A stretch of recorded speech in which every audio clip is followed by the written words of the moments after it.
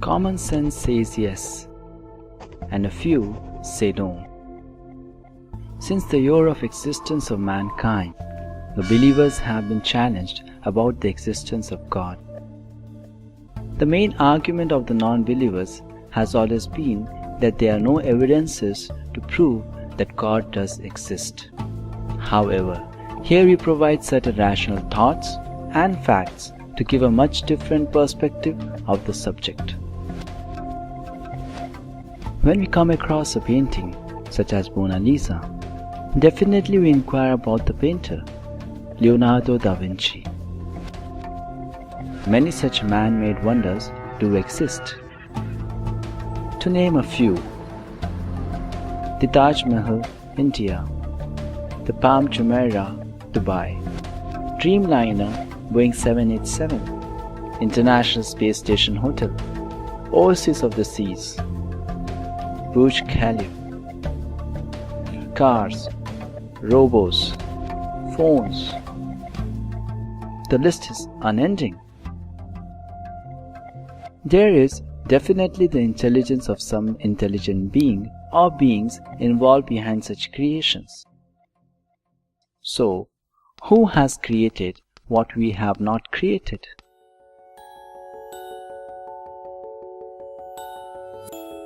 Such as the human eye.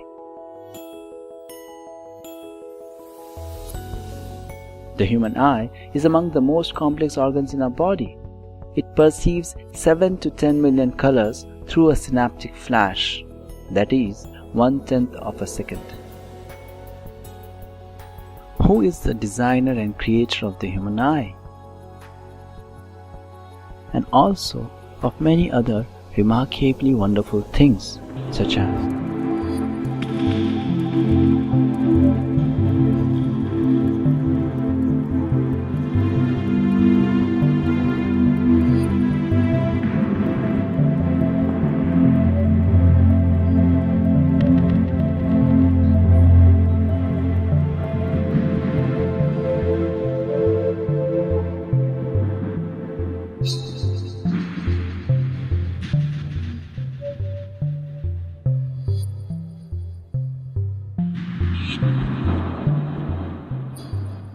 a complex design points to a deliberate designer. Modern scientific research shows that the amount of fine-tuning of the universe is considerably surprising. The particularity of the details quite vividly points to an intelligent designer. Let's see some of the examples. First, speed of Earth's rotation. If the Earth rotates too quickly, we will have too many storms like tornadoes and hurricanes. And if it rotates too slowly, it will be too cold at night and too hot during the day. Did the planet Earth learn on itself about its perfect speed? Or is it being monitored just like a satellite is monitored by hundreds of scientists together? Second, size of Earth. The Earth's size and its corresponding gravity holds a thin layer of mostly nitrogen and oxygen gases, only extending about 50 miles above the Earth's surface. If Earth was smaller, an atmosphere would be impossible. If Earth were larger, its atmosphere would contain free hydrogen, which would make life impossible.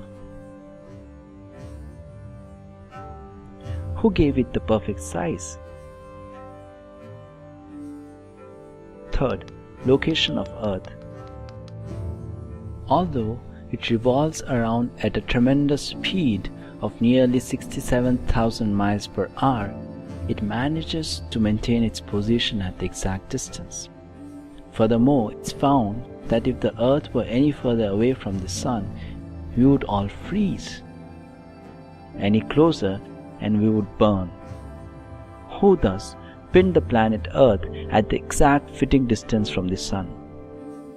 And that's just about one planet Earth in our huge universe. Similar observations have been recorded by the scientists for other such massive bodies. Who finally designed the entire planetary systems?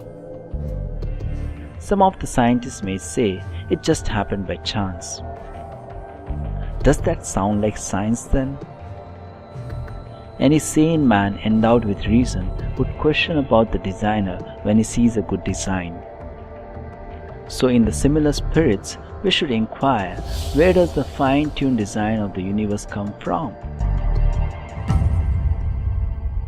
Order in the universe implies a smart organizer. When we reflect upon the nature of our world, we see order everywhere. The more we discover about the universe, the more we find that it is governed by rational laws. With our apt intelligence, we are trying to come up with the concept of symbiotic factory.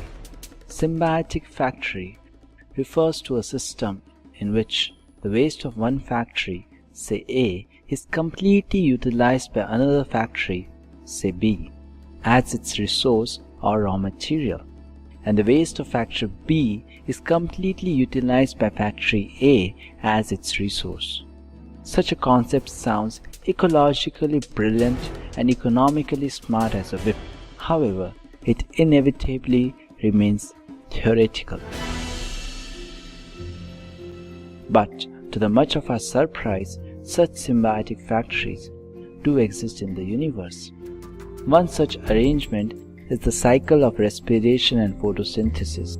At every moment, we breathe in oxygen and give out carbon dioxide, which is taken in by plants, which continue to give out oxygen. Oxygen is life-sustaining, and carbon dioxide is life-destroying, if present in excessive quantity. There is a magnificent balance system in nature which exactly takes in the waste product of respiration, carbon dioxide, and gives out the raw material for respiration, oxygen, through the process of photosynthesis. Can the best of the scientists make such a symbiotic factory setup, where waste product of one factory completely acts as the raw material for the other and vice versa? Now, since the universe has order and is governed by the laws of science, we should question how this order came about. Shouldn't there be an organizer behind all these complex arrangements in the nature? Speaking about the laws, uniform laws of nature connotes an intelligent lawmaker.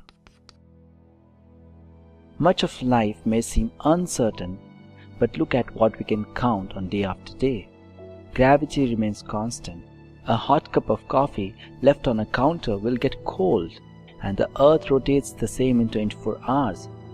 How is that we can identify laws of nature that never change? Why is the universe so orderly, so reliable? The great scientists believe there are no logical necessities for a universe that obeys rules, let alone one that abides by the rules of mathematics. It is easy for them to imagine a universe in which conditions unpredictably change instant to instant. Richard Feynman, a Nobel Prize winner for quantum electrodynamics, said, "Why nature is mathematical is a mystery. The fact that there are rules at all is a kind of miracle." In our day-to-day life, we don't have any experience of a law which has not been made by someone. The forming of every single law and its enforcement is always governed by an intelligent person. So it's truly rational to infer that the universal laws and their strict enforcement imply the existence of a lawmaker. A creation undisputedly implies a creator. Now, if there is a designer, there is an organizer, there is a lawmaker, then definitely when we see the entire universe, we can infer that there is a creator. When even a paper rose flower needs a creator, then how can the real rose flower be created by no one? Many even say that the nature is working automatically, thus denying the need of a creator. They argue that seeing any divinity a God-controlling nature is just a sentimental longing coming from an unscientific mentality. So, does nature work automatically?